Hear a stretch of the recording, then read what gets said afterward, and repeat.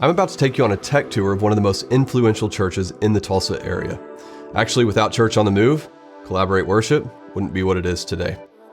When I started Collaborate Worship 10 years ago, I would go to Church on the Move and listen to their incredible sound. It's mind-blowing. And then I'd go learn from Andrew Stone on the Seeds blog, where he would explain how he created such a great mix at Church on the Move. I would then take what I learned and figure out how to apply it in a small church. And once I figured it out, I would write about it on Collaborate Worship. And here we are today. Andrew Stone is a sound legend. He passed away a few years ago, but his legacy goes on. So without further ado, let me take you on a tech tour of Church on the Move. All right, so here we are at Church on the Move, one of the greatest churches in the Tulsa area. I'm here with Jonathan, their production director. He's gonna give us a behind the scenes look at what's going on here. So I'm gonna start by just asking Jonathan to give us an overview of the mixer you're using back here and any of the external processing. Yeah, for sure. Well, like you said, I'm Jonathan. Good to be with all of you. So we're running SSL here. We have an SSL L500 and then a remote expander. So basically this is the brains of it, and this is just another expander. Typically our A2 will sit right there, which is typically a volunteer. Sometimes it'll be a staff member, but this is basically their section of the console. And then I have a couple of other wings over here to have drums, whatever else. If we're doing a bigger show, we can do put whatever we need up there so I can quickly grab it. Then back here, we have some external gear. We have all of our drums are being processed through our distressors, which are parallel. And then every now and then I will use this distressor for bass, depending on the bass player and what sounds good, really. Over here is all of our external effects processing. We have a lexicon, and then also a 990, and then a 480L lexicon, which its controller is back here in the back section. All that is just basically flavor, whatever we're filling. But all of these, Andrew Stone, most of you guys would probably know, he was the guy before me. And he actually built all of these, mimicked all of these on the SSL processing. So we can either use onboard or we can use the external processing if we would like. Over here we use waves. We don't use it typically how most people do. We pretty much stay on the console itself. But you'll see most vocal chains will have a PSE for a gate on their vocal. Also they'll have a compression on it, depending on the vocal and what their strengths are and how loud they are. Certain frequencies that I just need to tame back a little bit, we'll put an F6 on them, and then every now and then I will put a de-esser on waves for them if they just need an extra love on that. But typically everything will remain on the console itself. So over here we have all of our just basic EQ, compression. Typically for our vocals, I'm running it through our tube out on the SSL just to give it that nice SSL love. And then also we're running it through, we have de-essers on the console, and then the next inserts out for waves. So what would make you choose to use like your external processing over here versus what you have built into the console? It depends on the vocalist. There's a lot of vocalists that they have a very vibrant sound that takes the effects processing of one of these units, and that'll actually make it sound really, really well. And then there's some vocalists that are either in their growth track to get to be that good vocalist that can really use that effects well. So it just really depends. We have a couple, Jordan Weston, his sister Dana, and another singer, Jamie Irway. All those people, I will choose to use one of these outboard units just because I can trust them. On the other side, with up and coming vocalists, sometimes you can, when you're in rehearsal compared to when you're on stage in front of people, that can vary, and the outboard gear, analog style, can be a little dicey on them, but we're getting there. All of our vocals are getting trained and they're getting better, but that's our goal one day it doesn't matter what vocalist, we can use whatever, but it's all just up to taste. Awesome. I want to backtrack a little bit. You talked about how your A2 runs this side of the mixer. So I'm just curious, like, what the difference is, like what the purpose of the main part of the mixer is versus like what you're doing over here. Yeah.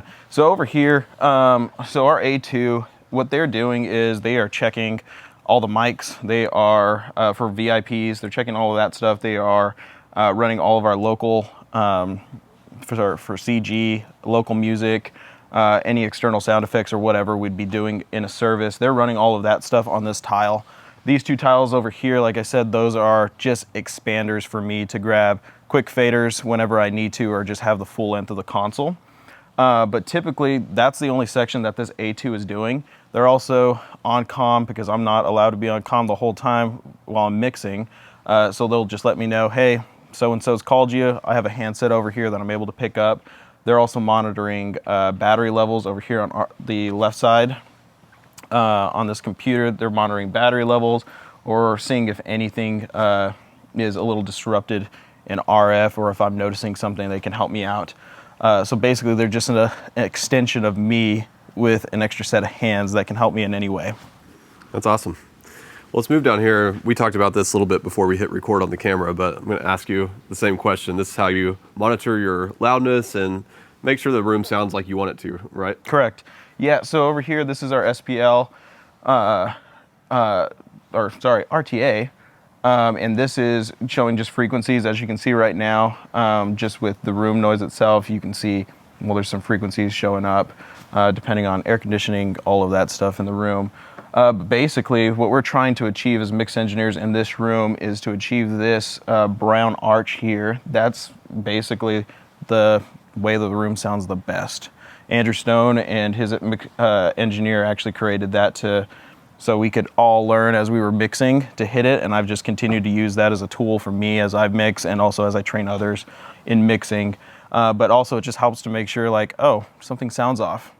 Well, yes, it could be a guitar or whatever in that line, but if I see that this is lopsided and there's tons of more high end on one side and the low end, there's nothing there, well, I can visually see that and work my way with the band to figure out how to solve that and right side it up.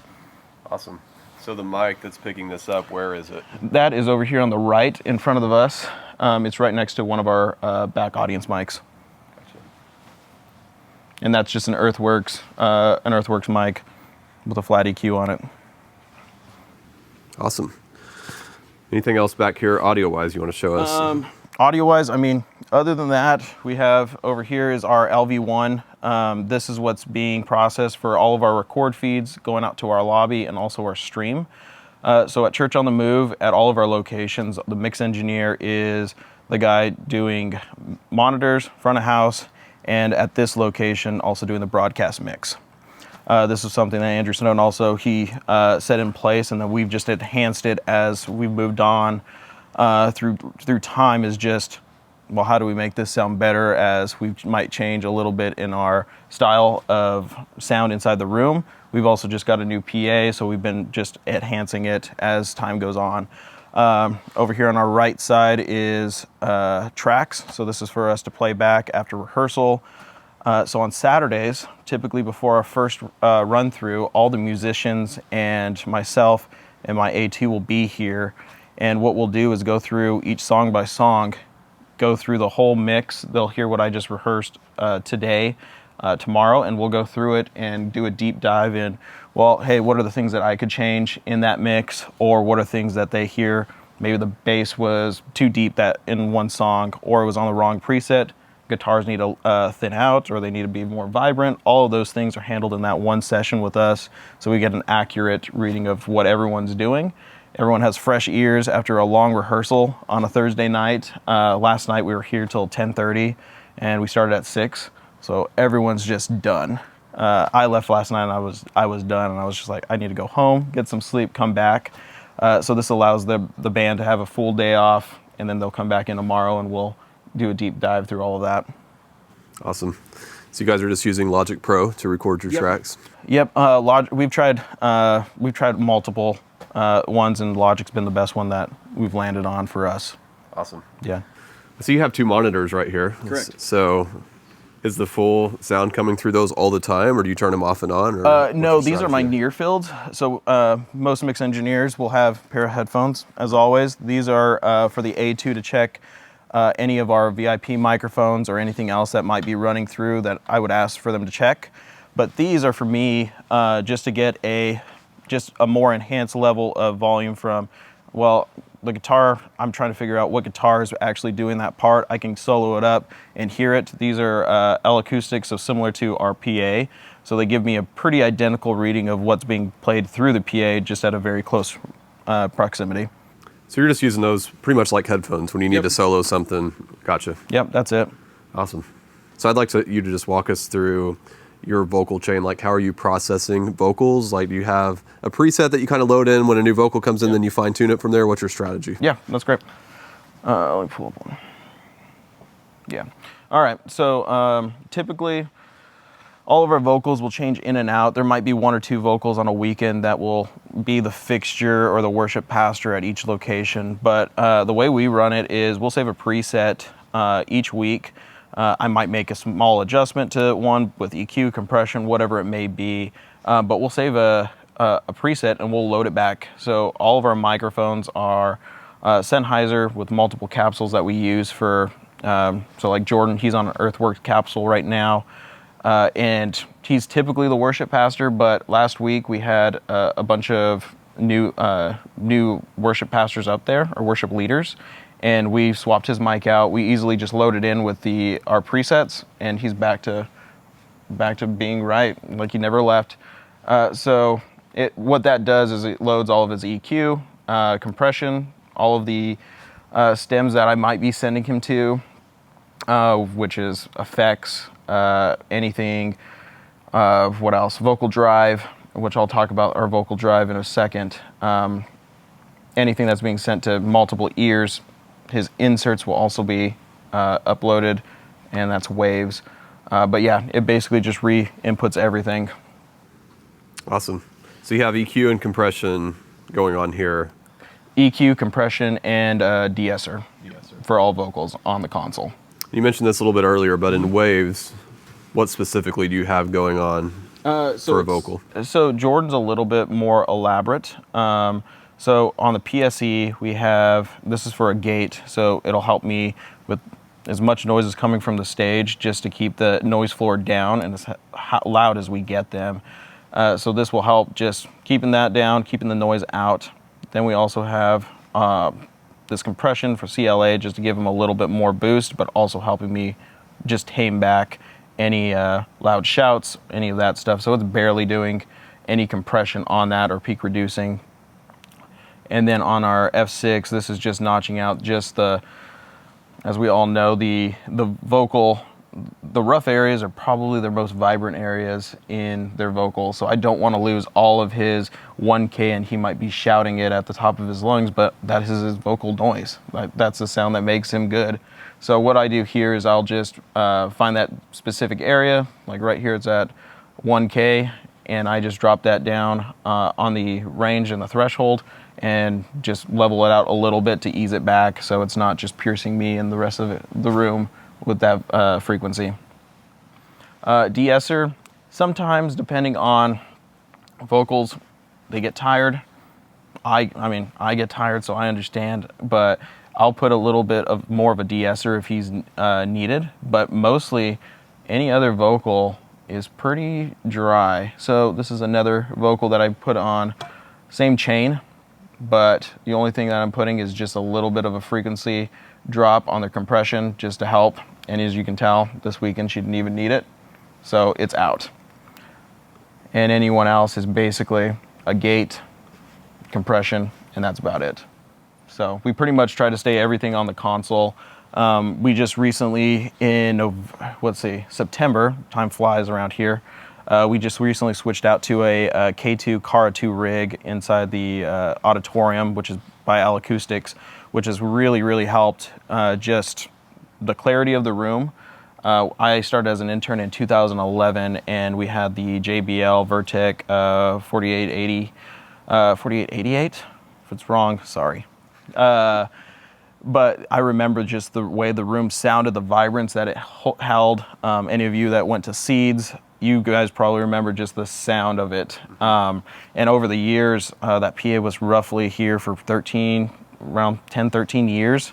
somewhere in that range, and it's gone fatigued. We've switched out all of our components. We did a lot to that PA to make it just continue lasting. And we were recently switched out to this, and I got that sound back.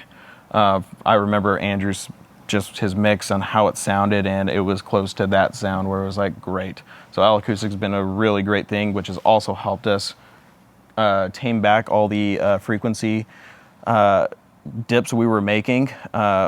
It's the last leg of its life. I mean, the frequency dips on our channel strips were astronomical because we were just making it work. Yeah. So how long did it take you when you made the switch on your PA to get it to sound like you wanted it to in here? Honestly, I thought it was going to take me a lot longer. So when we did the PA switch, it was a 6-day turnaround. Skylark knocked it out of the park, and I was like, oh man. Thursday came and I was like, Friday came and we were having a rehearsal. And I'm like, I have 5 hours to turn this PA around and make it sound like church for Saturday. It took me 2 hours. Nice. This PA is just so natural sounding to everything else in the room that it didn't take much. It didn't take much EQ. Most of my EQ on a lot of instruments, which I can go through here. So I mean, guitars, we're using Axe effects on guitars, so I would just have high pass filters on most of them. Acoustics are acoustics, and I mean, I barely have any EQ on them. Same thing with our drums, with the mics. I mean, there's barely any EQ. I'm just correcting just a little bit of mic frequency and mic frequencies on them. But other than that, I mean, it's just the natural sound of the drum. Awesome. Yeah. Back to the vocals. Mm-hmm. Will you pull up your compressor on a vocal and just kind of walk us through the detailed settings there? So on a typical vocal, I usually have a hard ratio and knee on it. I will always have it to where here, I'll run the track back real quick. So on here, I mean, my threshold, what I'm trying to do is barely get it to clip a little bit. Just what it's helping me do is just ease back. My hands are always on the faders at every point. So my fixed position is this the whole time on vocals. And just riding them back and forth, just watching them. My eyes are completely on them, but I'm just filling out like, oh, that vocal's a little bit hotter than they were earlier, so I'm just easing them back. But this is just helping me just to capture just a little bit of those quick hits that I'm not going to be able to get, but also I have it in peak mode, so if he really does shout, that's just going to drop it really quickly and get it back up. It's also going through the tube just to add a little bit of sparkle from the SSL tube compression. But yeah, that's basically how I'm using the compressor. A lot of people do really box it in, which is to their taste, but me, it's just basically helping me ease back so I can auto-correct on my own. Nice. So, Church on the Move, you guys kind of have a signature vocal sound here. Yeah. Like, no matter where else I go and listen, nothing sounds like the vocals here on Church on the Move. So what are you guys doing to the vocals to give it that signature Church on the Move sound? Is it the vocal drive you were talking about earlier, or? Honestly, it's the vocalist. Yeah. It's the natural sound from the vocalist. So Jordan Weston's the worship pastor here, but Andy Chrisman was previously to him. And I mean, it's all about vocal training. So the vocalists are very, very conscientious as they are rehearsing and practicing. So typically before every rehearsal, they'll be back there, rehearse all their parts so that they come out fresh. But yeah, I mean, they're really in control. The big thing too is just the relationship that we have. I have no problem going, hey, Jordan, watch your S's. Your S's are hitting hitting me really hard today for some reason. And he'll be like, yep, you're right. I'm not watching anything right now. I'm just pretty relaxed. So it's really the relationship of how we communicate, and we're very blunt with each other in a very kind way. But having that is one of the big things that it makes our sound Church on the Move, is just having that frankness with each other. But a lot of it is making sure that the person is on the right capsule. Last week, I have a new production tech, and he was on stage. He didn't know that person got that capsule. while I'm in rehearsal, I'm like, why are you not sitting right in the mix? Why do you not sound normal? And asked him, like, what capsule did you put her on? And he's like, oh, I put her on a KK204. And I was like, nope, she was supposed to be on the DPA mic. And he was like, oh, put them on, and it's just like, great. It was sitting well again. So a lot of that is just finding what are the characteristics of the person and the vocal, matching them with the correct element, and then also the vocal drive that you did talk about helps. It's not so much that sound, but that is helping us get them on top. So typically the vocal drive is used on the lead vocal. So we'll put on the lead vocal, and that's just helping me just get it just slightly above the top of the other vocals. So as they're doing their lead parts, or as they're doing even excerpts or whatever, they can just be heard just slightly above it. On that vocal drive is here. So what that's doing is basically it's just more as a limiter, just boosting it up just a little bit. And then also on top of that, what we're doing is I just have it with putting that vocal drive up. A lot of the hard S's, the high end can be a little shrill, especially on the L Acoustics rig that we found out. So what I have it doing is just cutting back a little bit on the high end and a couple little key spots at the 500 hertz range, and then also what is that at? Right here at 761 hertz, just to help it just drop back those frequencies that can be a little bit too much in the mix, just so the vocalist can be heard well. Awesome. You know, one of the most unpopular pieces of advice I give on Collaborate Worship is it starts at the source. Exactly. Nobody wants to hear that. They want to hear how you can fix it on the console, but Jonathan just proved my point, y'all. It all starts with how the vocalist is singing and what mic you're using, and you got to start there. Yeah. You got to get it right. That is one thing that we teach all of our up-and-coming production leaders is just, it's not at the console. 9 out of 10 times, it's not at the console. There's the one time, I forgot the mic capsule. That was on me, but it still wasn't at the console. My gain structure might have been off because I loaded a bad preset. Okay, that was at the console. But other than that, I mean, on a typical weekend, if we have close to the same band and nothing really changed on vocalists, I mean, everything should be sitting well like it was last week. Well, something might not. Well, what patch did you load into your guitar, Axe Effects, or your Kemper, main stage, Ableton, whatever you're using to make it sound different? So that's the first thing we do on a Thursday is go through and level out all of our sounds. We go through our tracks, level all those out. Yesterday we were trying out a new drum kit just to see if it sounded the way we wanted it to. So we set it out, check that all out. See, okay, yep, it's the sound we want. We'll swap that out next week. That's at the source. It's the source that I'm not going to fix it here because, well, if I fix it, I'm just going to take out everything that drum kit currently on stage is supposed to do. Same thing with guitars. Typically on a weekend, we'll swap out 3-4 guitars before we get to the right sound. A Duo Jet and a Gretsch sound completely different. Why? They're made for specific reasons. A Fender Strat and a Fender Telecaster, completely different. Why? They were made for specific things. So those are the things that we go down first is, all right, what's at the source? Can we fix it there? And if not, then we can adjust some stuff down here. But as you guys saw, like there's nothing on EQ side that I'm doing, especially now with we're us not using amplifiers anymore. I mean, there's nothing I really can fix because it's all through the processing of that board. I want to talk about how you do your live stream mix. I know there's a lot of churches who have like a separate mixer, somebody's doing something in another room. What's going on here at Church on the Move? Yeah, so over here, Dylan, we're using our LV1. So this is here at Church on the Move, we don't just buy things to buy things. We try to use it all the way up till it can't be used anymore, and then we swap out. So as you can see, this is probably not the newest version of LV1, but we're still using it. So right now what we're doing is we have a multi-band compressor on it, but we're not using it in a compressor way. We're just notching out like we would any EQ. And then down here at the L3, that's where we're using more multi-compression on it. So that's basically it. We're just taking out some of the room noise, any of the frequencies that could be a little bit more harsher online compared to in the room. And then we're also just trying to get as much volume as we can out of it with a limiter. And then down here is just the Duro for metering.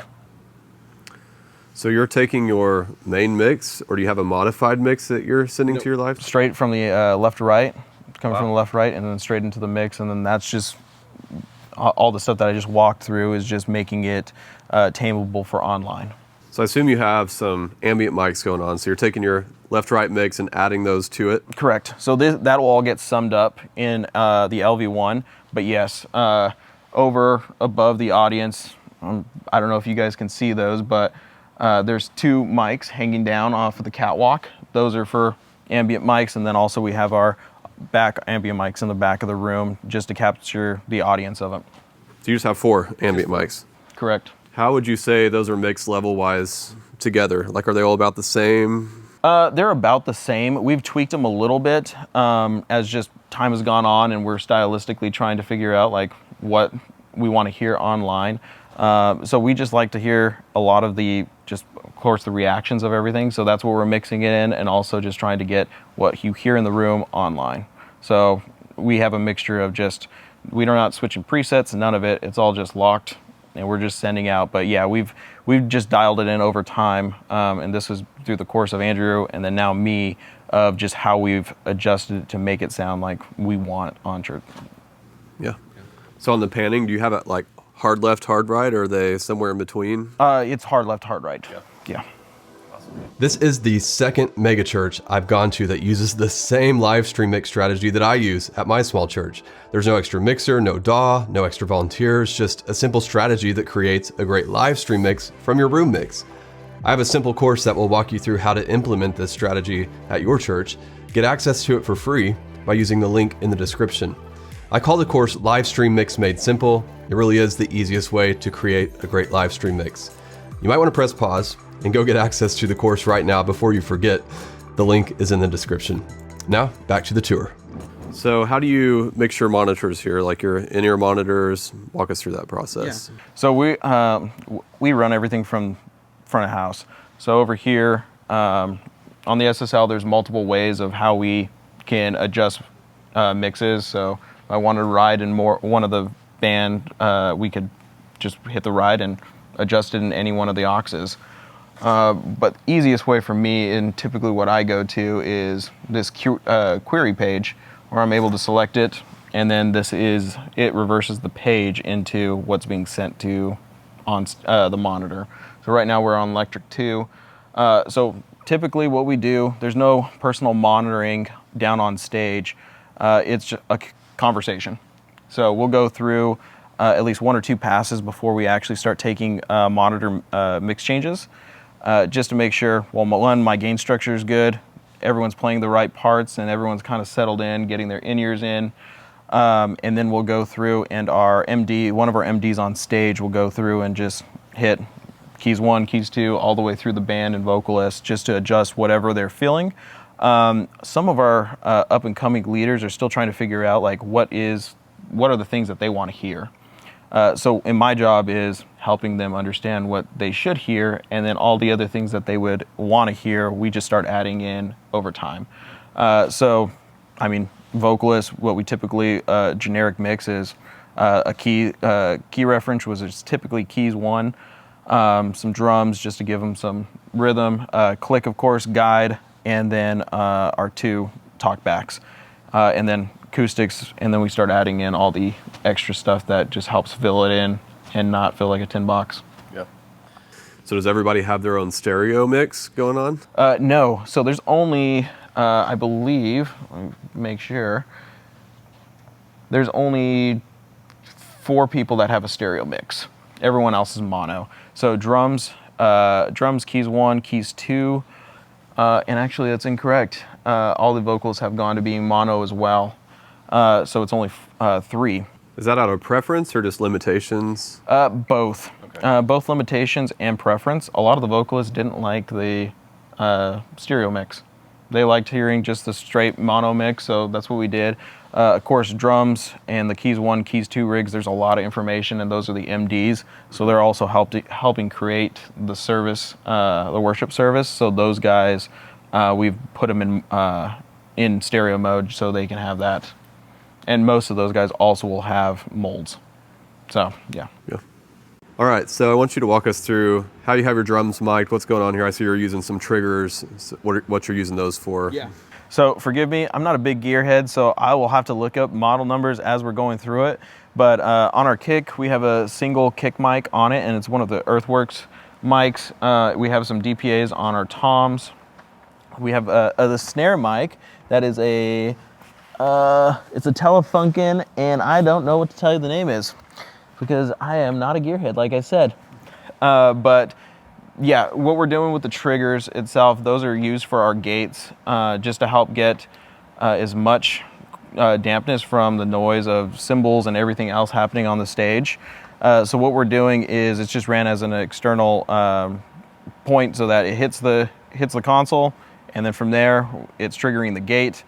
And these ones are lasered. We were using some other ones that were more triggered, and they were falling apart. It felt like every week we were trying to fix them at some point, because it's just drummers hit hard and they would just rattle to pieces. So these Roland duals have helped us a lot. We have the duals on the snare, of course, and then the singles on the toms. But what we've been doing recently is, with this new PA, typically we had the drummers playing extremely hard just on everything, but with this PA they've been able to lighten up a little bit so we can get the actual clarity of it. But yeah, so on the kick, like I said, we're using the Earthworks, but it's the SR20LS on the kick, and then we have some Mojave overheads as well.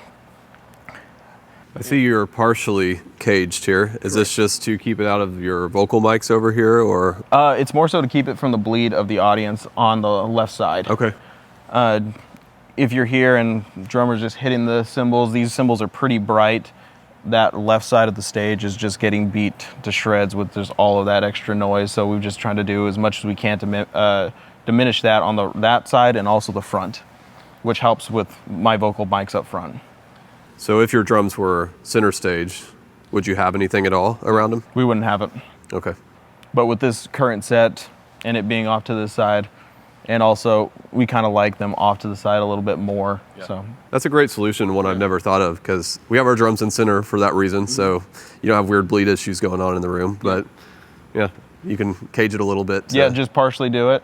I haven't tried the baffling. I know some people love it. Haven't had the opportunity to do it, but I know those have also worked in some instances.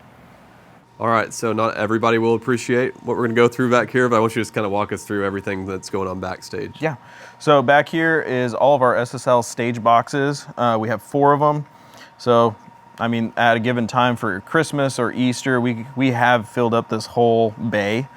Over here is all of our snake runs from the stage. So underneath us, this whole floor is wide open. So we can send any small person, including myself, underneath the stage just to run everything. As you can see, there's grates with access points here, and then both stage left and stage right of the stage, which has been great. Helps with cleanliness, and also just gives us another pathway to get stuff in and out easier.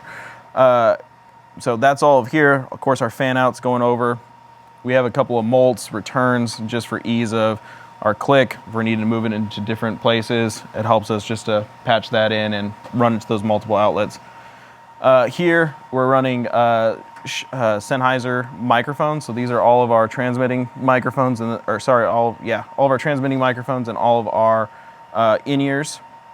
Down here, Mike Reynolds has been a great help. They actually came out yesterday and got all of our wireless back in line. Of course, everyone knows wireless is a headache nowadays. So Mike Reynolds has been able to help us. All of our battery changing areas, and then an amp, because we have a butt kicker on stage for our drummer. Some drummers like it, some drummers don't. Just helps them feel the rhythm of the click, all of that stuff go into it. Back over here, like I said, we're using Axe effects for our guitars. We weren't really loving like just the natural sound from the Axe effects. It was just very shrill. There wasn't a lot of, I mean, coming from amplification beforehand. We were using Morgans and Fenders and all of the great amplifiers. We just weren't loving the brightness that was coming through. So we've actually put in an API, which has helped a lot, just to give it that extra warmth from it, but also just to help tame some of those high ends and also add some mids in there. We actually just swapped this out yesterday. We were using another, just a preamp for until we got this, but it's just enhanced the sound of the guitars a lot more. So you guys used to have all your guitar amps backstage, isolated. Yeah, we still have the cases back here if you want to go walk and see them. What made you decide to switch to what you're doing now? So on the musician side, a lot of it was one, ease and maintenance.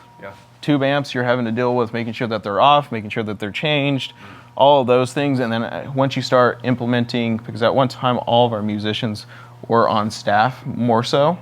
So once you start adding volunteers into the mix that don't regularly use amplifiers and those types of things, it just makes everything a little bit hairier to work with. So on the Axe effects, it's giving them the ease of having presets that are built. So our musician that's on staff will just make all the presets, so they're easily able to swap to whatever one they need, or he can adjust it, and it just gives them a better volunteer experience. Did any of the guitarists have a hard time with the switch?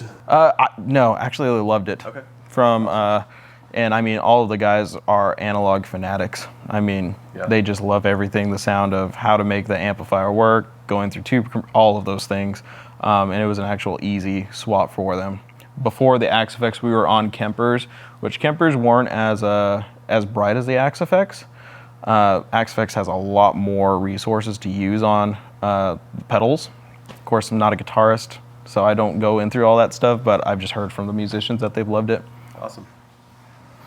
So the boxes are over here? Yeah, now they're used for storage.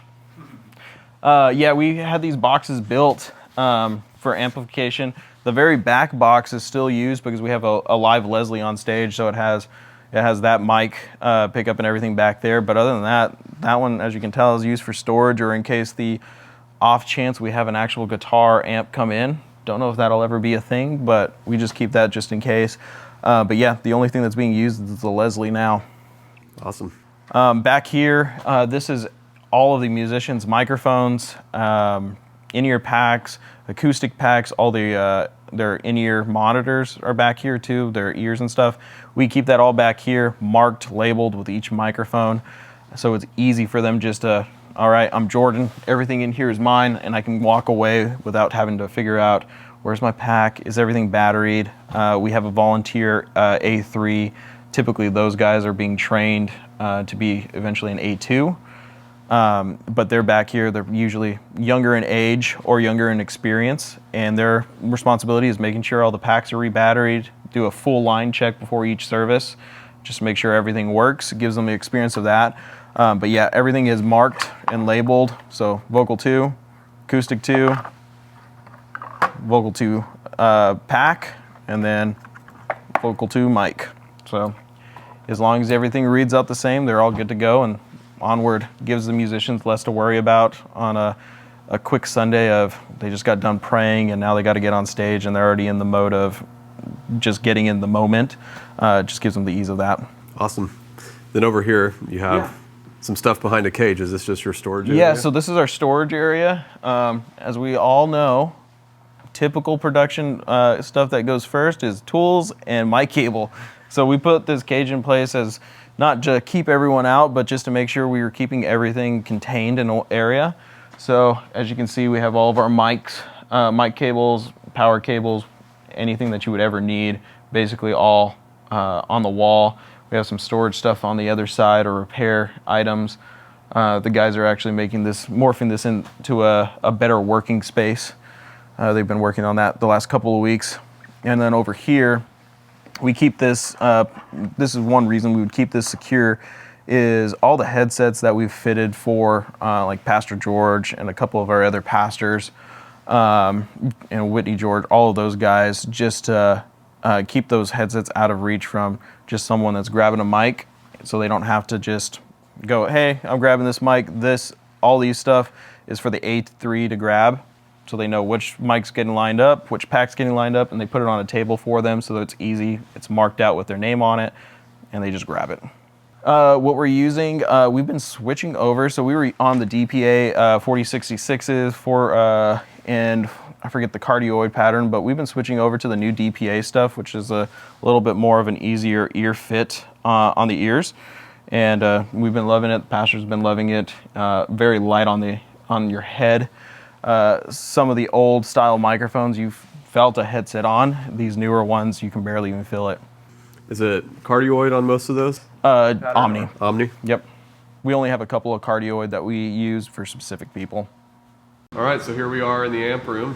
Tell us about it. So over here, these racks used to be filled with amplification with our old rig, but due to technology and L-Acoustics AL 12Xs, we've been able, and 4s, we've been able to minimize just the rack space on everything. So you can see, like over here, these are all blanks, but that once was a huge thing of amplification.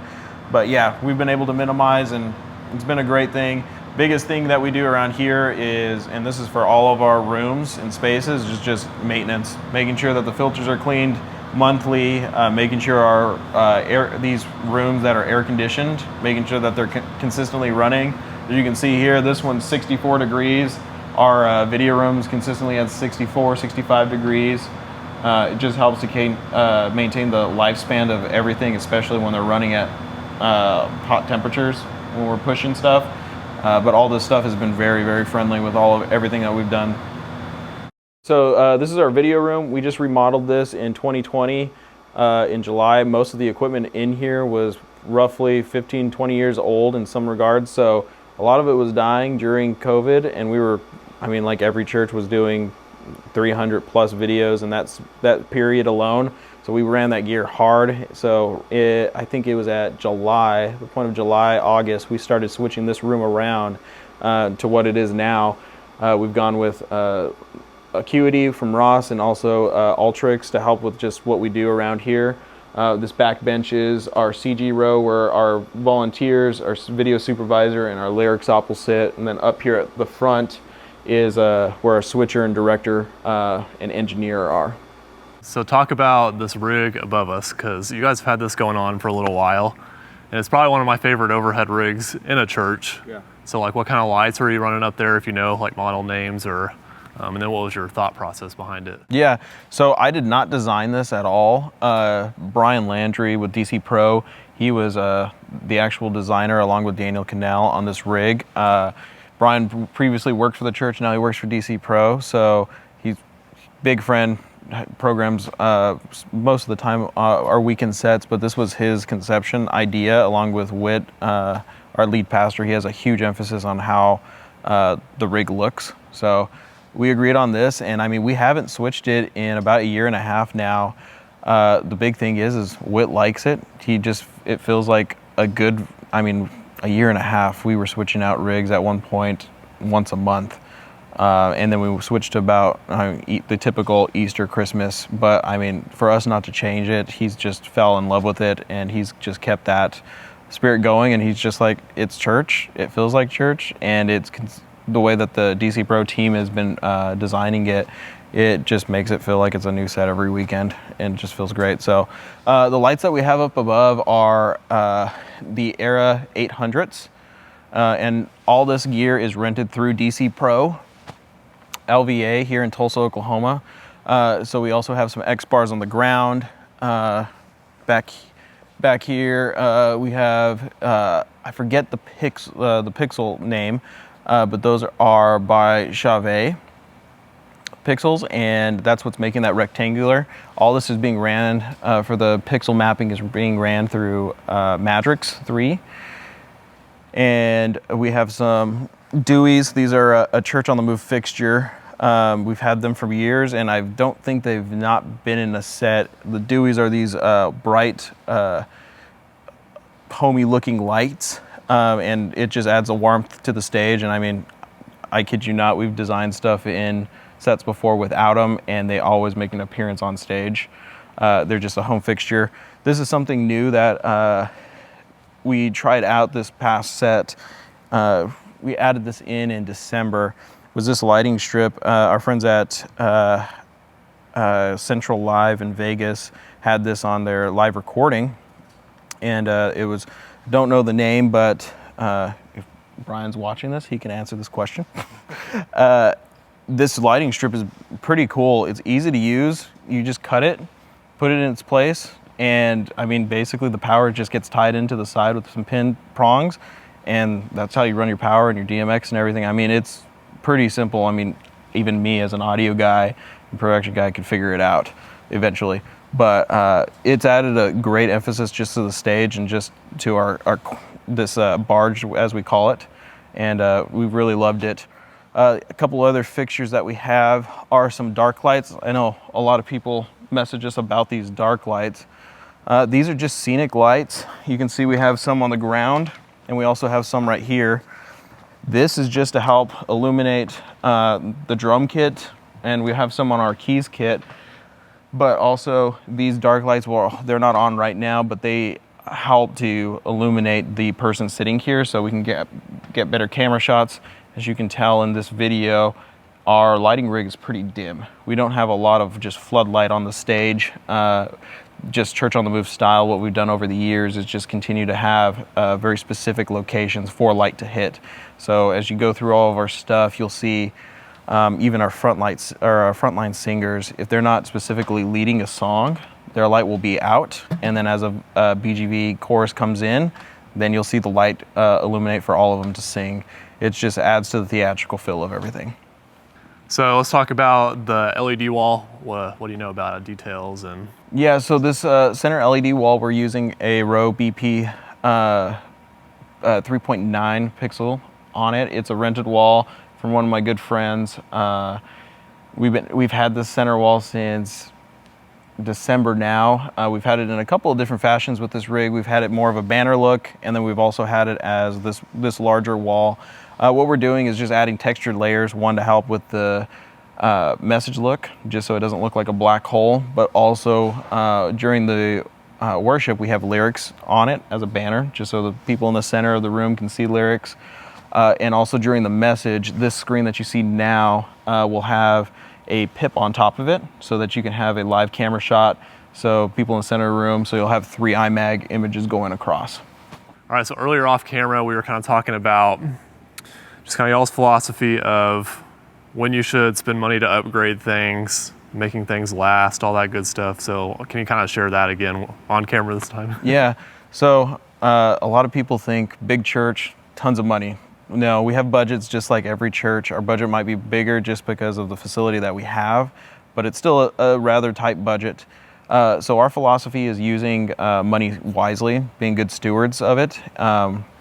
We have faithful people that give, so that's the first thing that we take into account is these people are sacrificing, so make sure that we buy this equipment and it's going to last us a long time.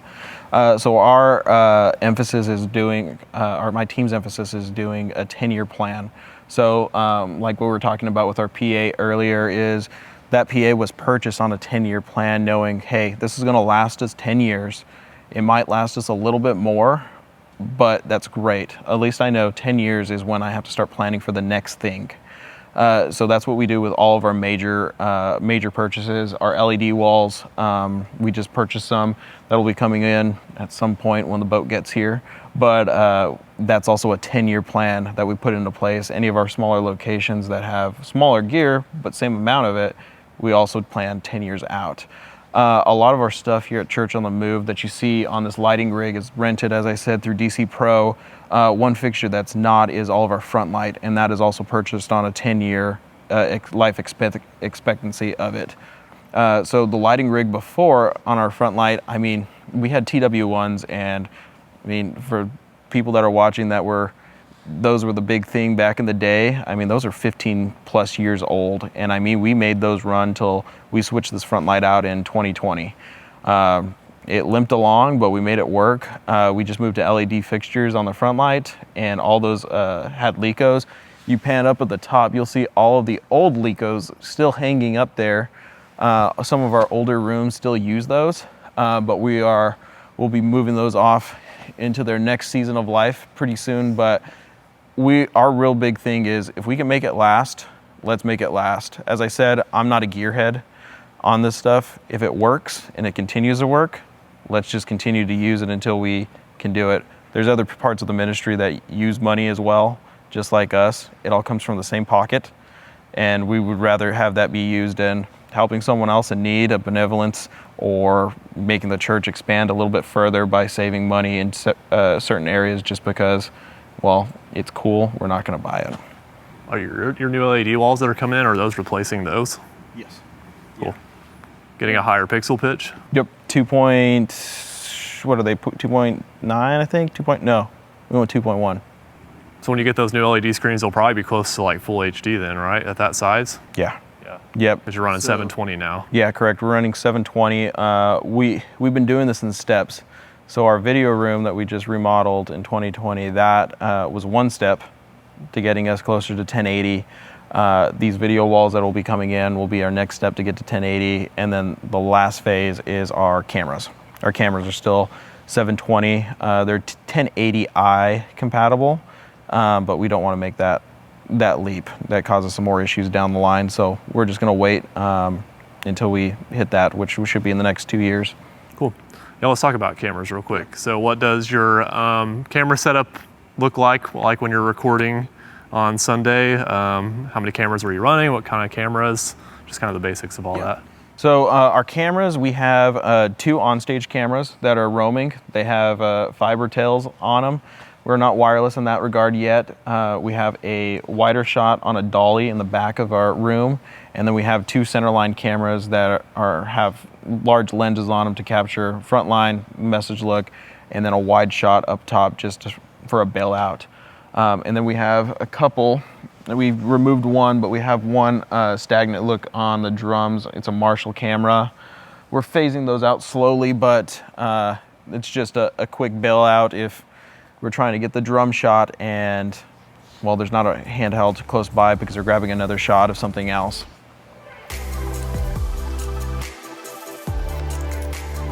What'd you think about this tour? Let me know in the comments. And a special thank you to Jonathan for showing us around Church on the Move. He let me listen to one of his mixes when we were done, and he does an incredible job. If you're ready to fix your live stream mix with the simple strategy even the mega churches are using, be sure to get access to my free course using the link in the description. If you enjoyed this video, let us know with a like, and don't forget to subscribe so we can let you know about the next video. I'll see you next time.